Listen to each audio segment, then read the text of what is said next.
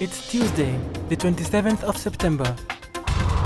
Wadis are overflowing in the territory of Madha due to heavy rain that fell yesterday afternoon. The weather continued to storm other parts of Oman, including Samail. According to Oman Meteorology Department, isolated rain and occasional thunder shower over Al Hajar Mountains and Dhofar area are expected. The road that links Jalan Bani Bu Ali and the Wilayat of Sur is partially covered in massive build-up sands. It has become quite dangerous to drive, especially in the evening, due to having access on only one lane. The residents have appealed to the concerned authorities in hope for a solution.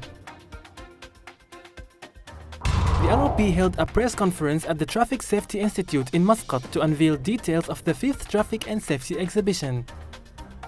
The event is set to be held at Oman International Exhibition Center during October 18th to 20th. It is organized by the ROP with participants from all over the country.